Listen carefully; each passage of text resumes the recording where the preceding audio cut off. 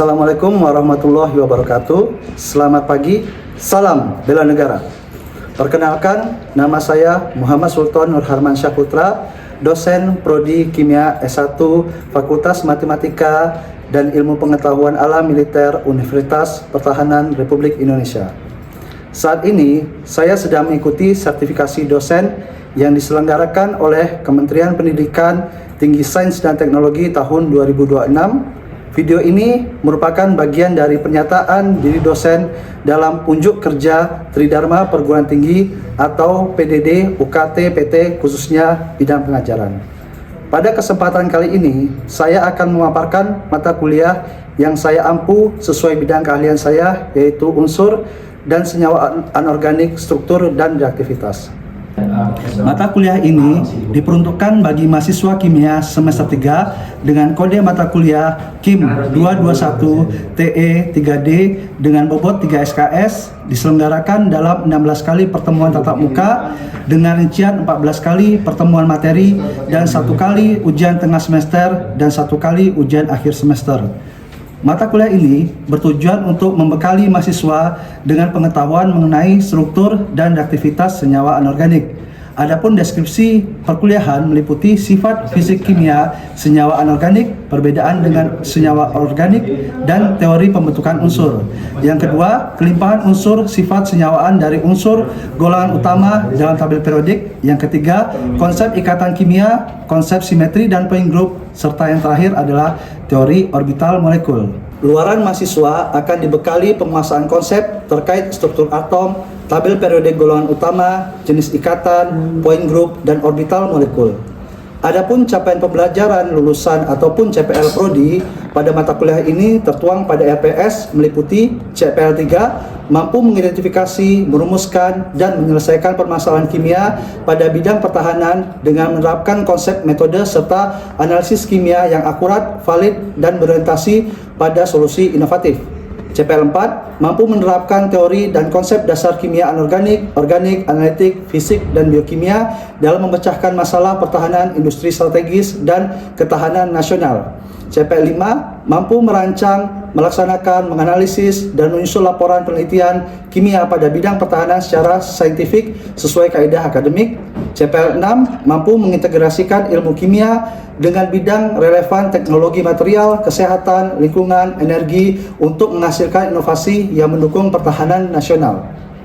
Sedangkan capaian mata kuliah yang diharapkan antara lain CPMK 1 menguasai asal-usul unsur dan senyawa anorganik, perbedaan senyawa anorganik dan organik, kelimpahan sifat dan senyawaan dari unsur golongan utama, serta parameter dan kecenderungan dalam tabel periodik. CPMK 2 menguasai konsep ikatan kovalen, meliputi distorsi pada bentuk molekul, sifat fisik dan kimia, instrumentasinya, aplikasinya khusus di bidang pertahanan, serta menerapkan konsep simetri dan point group pada molekul kimia dalam kerangka matematika. CPMK 3 menguasai konsep ikonik, ikatan ionik, energi kisi, sifat fisik kimia, senyawa ionik, serta menguasai konsep orbital molekul, pembentukan diagram orbital molekul untuk senyawa diatomik, homo, dan heteronuklir. Mata kuliah ini memiliki 3 komponen utama dalam proses pembelajaran, yaitu delivery, interaction, and assessment yang berfokus pada SCL dan diskusi pemecahan studi kasus. Asesmen atau sistem penilaian yang saya lakukan dalam mata kuliah ini mencakup asesmen formatif untuk penilaian proses yang dilakukan melalui kuis, tugas mingguan individu, serta penilaian sikap dan keterampilan sesuai RPS. Dan selanjutnya, asesmen sumatif untuk penilaian akhir berupa ujian tengah semester dan ujian akhir semester.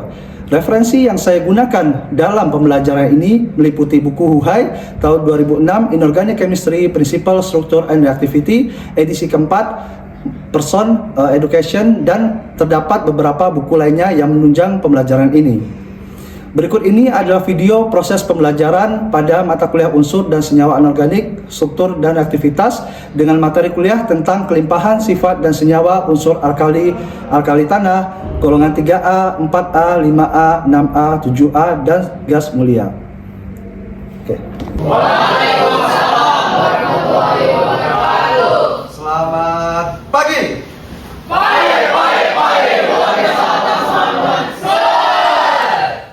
Sebelum mulai perkuliahan pagi hari ini, seperti biasa yang tertua laporan terlebih dahulu. Silakan. Laporan.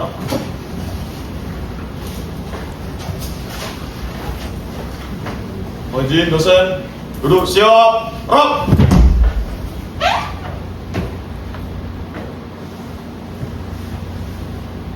Lapor, sesama Kadep Kimia jumlah 25. Lengkap, selanjutnya siap mengikuti perkuliahan.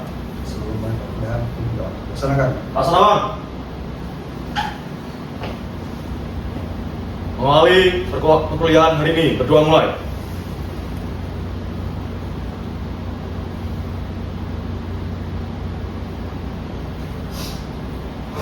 Selesai. Istirahat di tempat. Rap.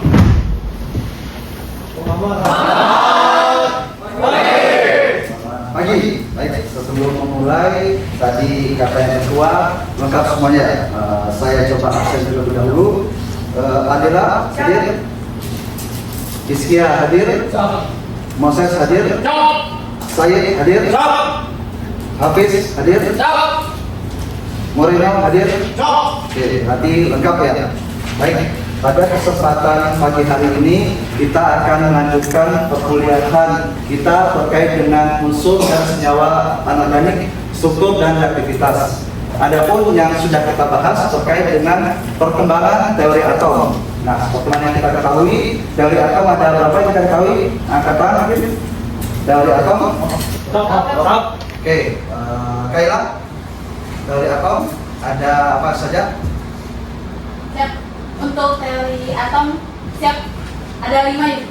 Yang pertama ada Dalton, kemudian ada Rutherford, kemudian ada Thomson, kemudian kuantum dan Bohr. Oke, betul ya.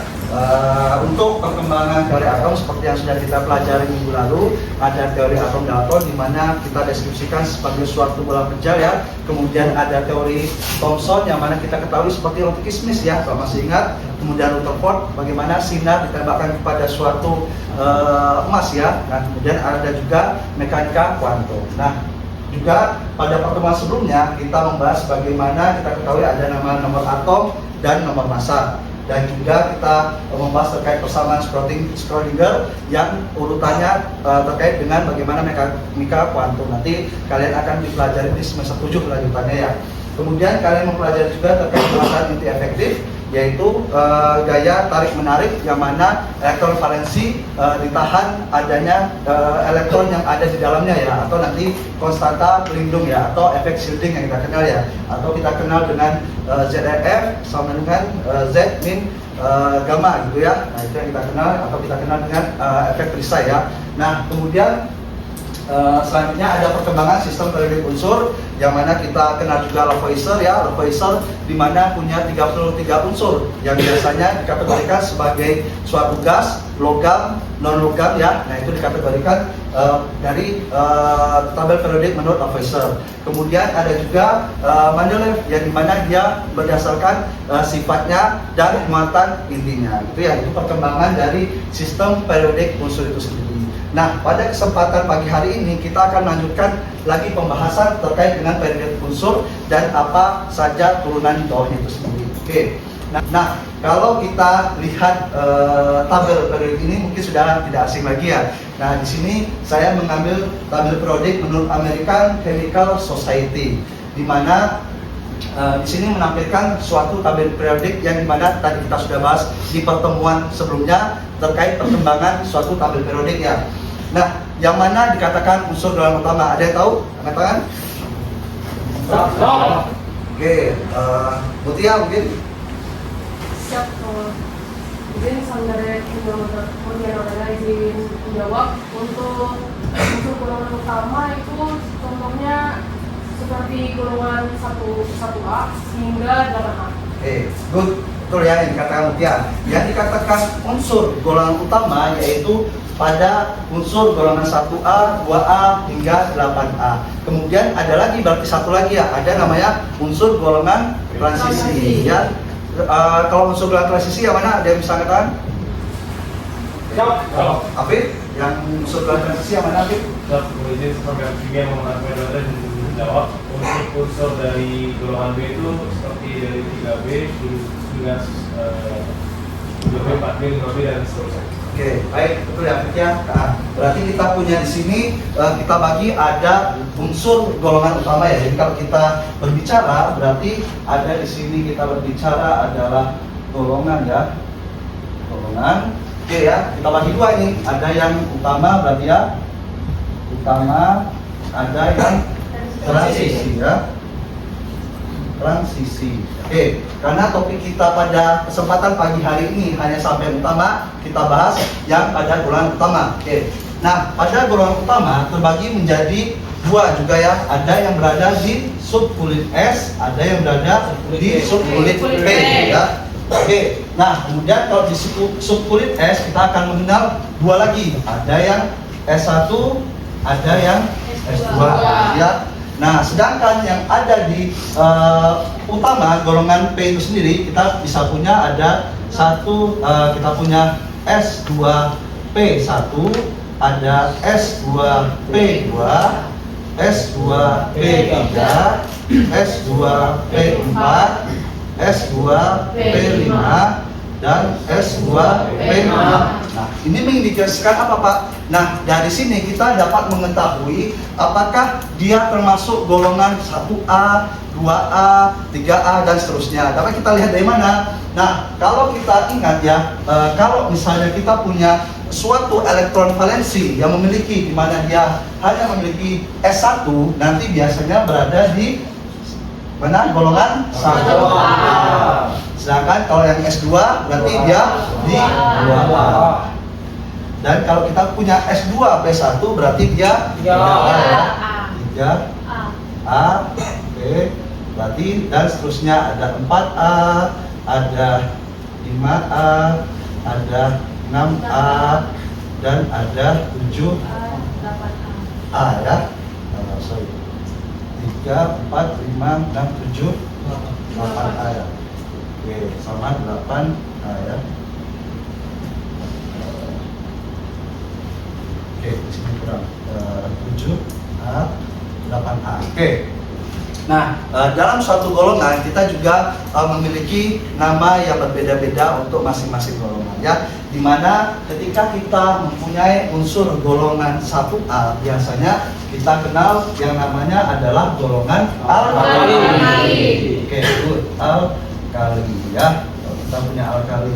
Dia berasal dari bahasa Arab ya, bahasa Arab yang mana dia artinya alkali yaitu abu ya. Nah, nanti ketika kita larutkan abu, nah dia akan larut ke dalam basa kuat itu sendiri. Nah, tabel periodiknya itu sendiri kita lihat di sini kita membahas tadi dari golongan 1A, 2A, 3A sampai 8A. Ini ya kurang lebih tampilannya. Nah, kita akan temukan namanya tren periodik itu sendiri. Nah, di mana tren periodik ini sendiri kita akan membahas terkait dengan jari-jari atom ya, energi ionisasi, afinitas dan elektronegatifan. Nah, jari atom ini ketika dia punya dari golongan 1A bisa dari atas ke bawah, dia jari-jarinya akan semakin besar. Nah, kenapa sih jari-jarinya semakin besar Pak? Kita sampaikan bahwa jari-jari kan jarak ya, berarti ya jarak antara dari kulit satu ke kulit lainnya. Contohnya kita punya Na nomor atomnya berapa? Ada ingat? 11. Good, 11. Berarti kita punya di sini 1 S2, 2 S2, 2 P6, 3 S1. Oke. Berarti kalau kita punya kulitnya berarti kita anggap ini 1 S2 terlebih dahulu ya. Kemudian kita punya di sini ada 2 S2, 2 P6. Oke. Nah, kemudian kita punya di sini adalah 3 S1. Nah, kemudian mana yang dinyatakan jari-jari? Otomatis jari-jari itu dari sini ke sini. Nah, ini yang kita kenal dengan jari-jari atom itu sendiri ya. Nah, kemudian kenapa sih semakin ke bawah dia semakin besar? Contohnya kita punya tadi H, berarti dia hanya punya satu ya, berarti dia hanya punya satu kulit bandingkan dengan lainnya. Nah, makanya semakin besar ke bawah dia jaraknya akan semakin jauh dan semakin besar juga jari-jarinya ya. Oke, nah kemudian kalau trennya dari kiri ke kanan, bagaimana untuk jari-jari atom? Berarti Semakin dari kiri kanan semakin kecil. Kenapa semakin kecil? Karena semakin banyak jumlah atomnya ya, muatannya akan semakin besar, yang mengakibatkan gaya tariknya akan semakin besar seperti ini. Jadi dia rentang jari-jarinya akan semakin pendek ya, atau semakin kecil. Makanya otomatis kalau kita punya membahas terkait jari-jari dari kiri ke kanan, maka dia akan semakin mengecil gitu ya. Oke, sampai sini paham ya? Good. Oke. Nah, kemudian kita lihat lagi ada namanya keelektronegatifan. Kalau keelektronegatifan apa? Ada yang tahu keelektronegatifan? Keelektronegatifan? Ya, silakan. Jata. Siap. Izin tersangka dari kimia Delta Marcelino izin menjawab dosen. Untuk elektronegatifan yaitu kemampuan dari unsur tersebut untuk menarik elektron. Oke, menarik elektron dalam suatu molekul ya, bisa seperti itu juga dikategorikan. Oke, nah kita lihat dia kalau trennya semakin dari atas ke bawah, dia malah semakin kecil. Dia akan berbeda ya, bukan semakin besar lagi. Kenapa? Karena dia otomatis kalau kita kecenderungan dia menarik ke intinya ya, kita lihat dari sini, otomatis semakin jauh jari-jarinya menyebabkan jarak tarik antara inti ke elektron valensi terluarnya akan semakin kecil, sehingga otomatis dia semakin ke bawah dia akan semakin kecil, bukan semakin besar ya. Ini berhubungan dengan jari-jari yang semakin besar, makanya menyebabkan elektronegatifnya semakin kecil. Nah, kemudian kita punya energi ionisasi. Energi ionisasi ada tahu? Ada yang tahu? Energi ionisasi? Oke, kemudian untuk energi ionisasi sendiri, energi yang diperlukan oleh atom untuk berionisasi. Oke, disebutkan lagi bahwa energi ionisasi adalah kemampuan minimum yang dibutuhkan suatu elektron untuk melepaskan sehingga membentuk ion positif. Itu ya. Nah, ini hampir sama dengan keelektronegatifan. Nah, ketika jari-jarinya semakin besar, otomatis kemampuan dia untuk melepas elektronnya akan semakin sulit. Ya, makanya otomatis ketika kita berbicarakan energi minimum ya, otomatis energi yang dibutuhkan semakin gede ini semakin susah ya, berarti energinya ya, atau semakin besar yang dibutuhkan. Makanya dia semakin dari atas ke bawah dia akan semakin menurun untuk trennya. Begitupun juga kalau dari kiri kanan semakin muatannya semakin banyak, otomatis dia kemampuan untuk minimum energi minimum yang dibutuhkan untuk melepas suatu elektron semakin besar, gitu ya. Oke, kemudian kalau kita punya afinitas elektron, kalau afinitas elektron berarti energi yang dibutuhkan untuk menangkap ya atau menerima suatu elektron ya, di mana dalam kondisi dia normal atau dalam kondisi gas itu sendiri ya membentuk suatu ion negatif. Kita akan fokus di sini membahas terkait dengan bagaimana yang dikategorikan logam alkali ya. Di sini kita punya logam alkali, berarti kita mulai dari H, Li, Na, K, Rb, Cs, Fr. Nah, dimana kalau kita dulu punya singkatan masing-masing ya, atau dimana cara mudahnya kita menghafal ya. Kalau saya, Hai Lina, kau rebut cinta suci Franco, misalnya gitu ya. Nah, itu tergantung kalian. Mungkin ada yang punya nama-nama unik di sini? Ada yang punya nama-nama unik? Oh, silakan Marcel. Apa untuk golongan 1A? Siapa yang dijaga dijawab. Untuk saya sendiri, cara menghafalnya adalah Lina kawin Robi CS frustasi. Lina kawin Robi CS frustasi. Oke, good. Ada lagi yang nama lainnya? Oke, Aurora. Siap, dosen. Kalau saya mengingatnya dengan cepat, itu saya membuat jembatan nilainya hari libur naik kuda dan Kamis free. Hari libur naik kuda, Rabu, Kamis free. Oke, good. Sifat periodik logam alkali ya. Kita kenal di mana logam alkali hanya memiliki satu elektron valensi. Nah, ini sudah terjawab di awal tadi ya, di mana kita hanya punya satu elektron valensi terluarnya gitu ya. Elektron yang berada di kulit terluar itu sendiri. Contohnya kalau H kita punya 1 S1 gitu ya. Kalau yang tadi kita punya Li, kita punya 2 S1 dan seterusnya. Kalau kita mau coba lagi misalnya yang punya S2, HE kan 2 ya, berarti punya S1 S2. Kalau misalnya kita punya di 2A ada BE, berarti kita punya 2S2, berarti ya, makanya sesuai ya tadi ya, 2S2 ya. Nah, kemudian kita akan lihat juga di sini unsur-unsur periodik dari atas ke bawah jari-jari atomnya semakin besar, sedangkan dari kiri ke kanan akan semakin kecil. Ya, kita lihat nanti suatu tabel yang menggambarkan bagaimana apakah benar bahwa jari-jari atomnya akan semakin besar dari atas ke bawah, sedangkan dari kiri ke kanan semakin kecil. Oke.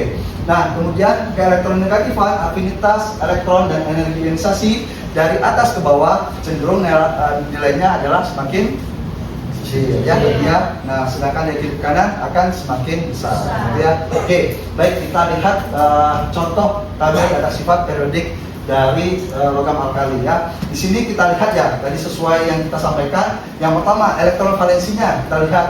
Kalau kita punya elektron valensinya dia hanya ada 1. Mulai dari Li kita punya 2s1. Kalau kita punya Na 3s1, K 4s1 sampai Cs, ya, kita punya 6s1 itu sendiri. Nah, kemudian kalau kita membahas jari-jari atomnya, kita sudah sampaikan tadi semakin bawah semakin besar, ya, sesuai ya datanya, ya. Ini bisa kita peroleh datanya dari suatu eksperimen dan mencoba menggunakan difraksi sinar X salah satunya, ya, untuk mendapatkan data-data seperti ini. Ya, oke, di sini kita lihat 1,52 sampai 2,65.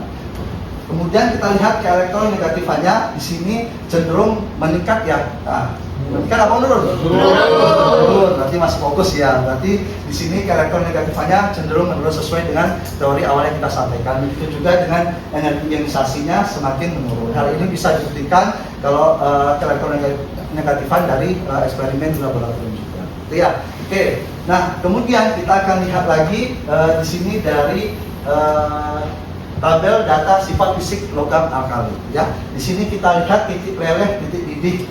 Nah, kita lihat, kalau kita lihat di sini dari sifat fisiknya, ternyata titik leleh dan titik didihnya dari atas ke bawah cenderung menurun, ya, ternyata, ya, menurun dari Li sampai Cs. Kenapa hal itu bisa terjadi? Kalian tahu? Oke, saya bantu jawab, ya. Kenapa titik leleh dan titik didihnya cenderung turun? Karena yang terjadi dari Li sampai Cs merupakan ikatan logam, ya, terjadinya ikatan logam.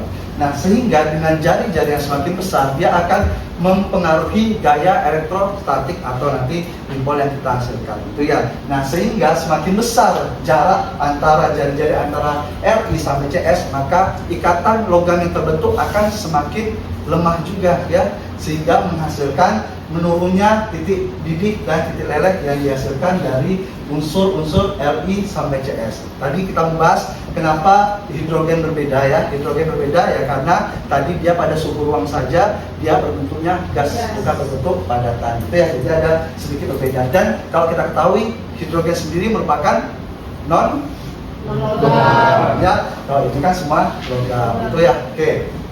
Nah, ini yang menampilkan bagaimana data sifat fisik logam alkali. Oke, ya. Nah, kemudian kita dapat lihat juga.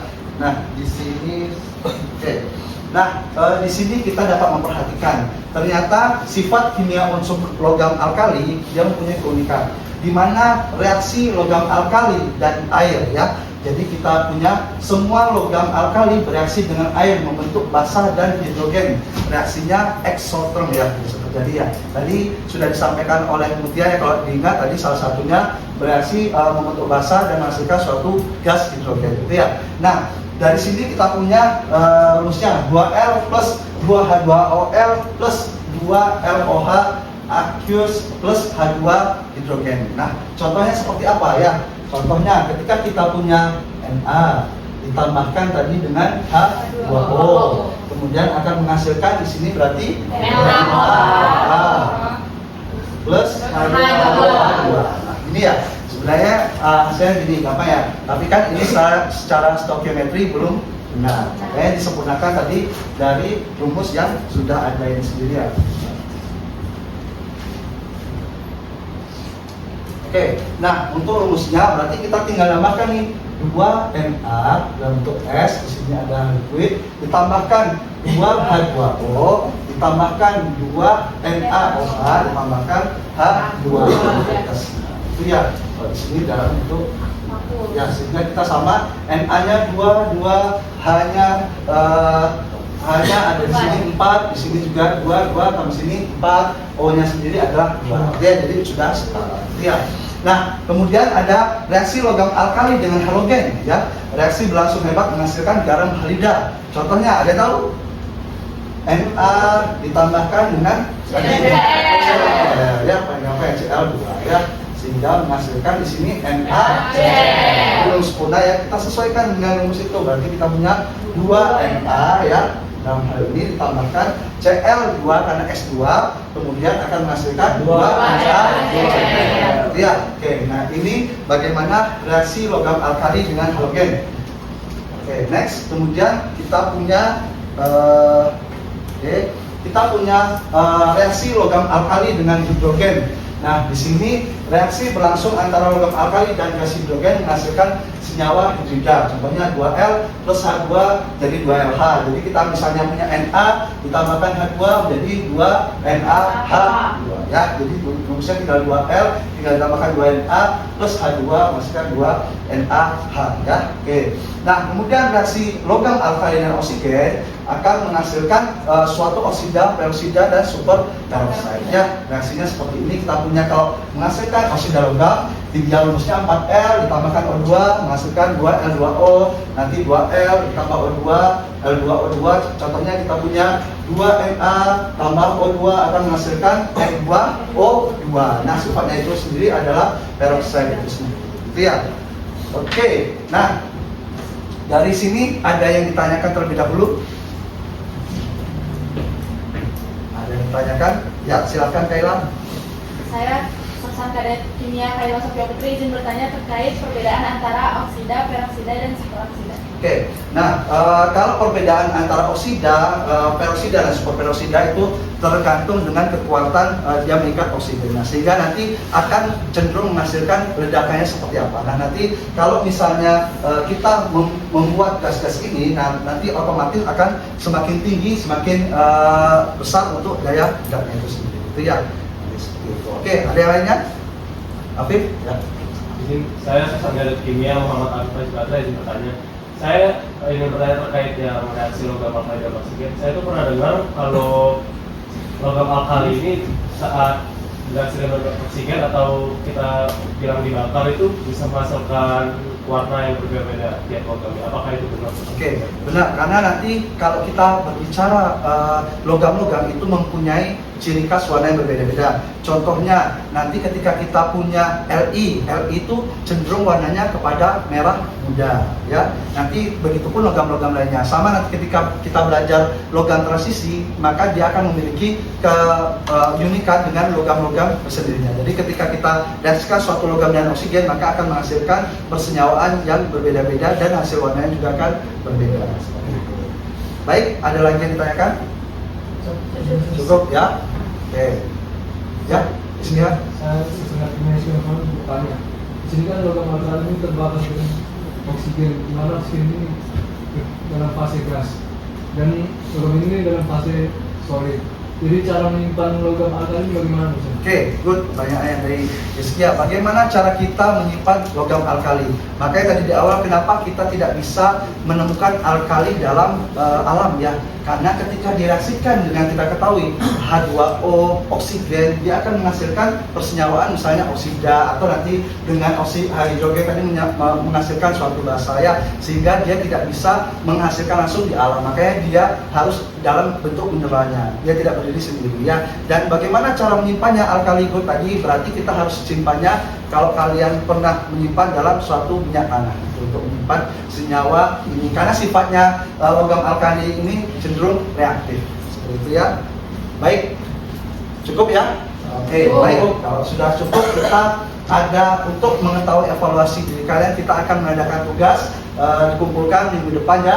Tuliskan bersama reaksi setara untuk potassium dengan air, lithium dengan hidrogen sampai rubidium dan oksigen. Itu paham semuanya? Baik, kalau sudah selesai kita akhiri perkuliahannya seperti biasa. Yang tertua laporan. Lapor.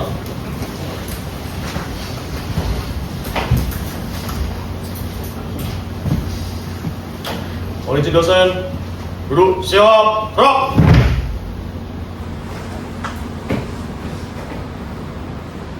Perkuliahan telah dilaksanakan, laporan selesai. Laporan saya terima. Bubarkan.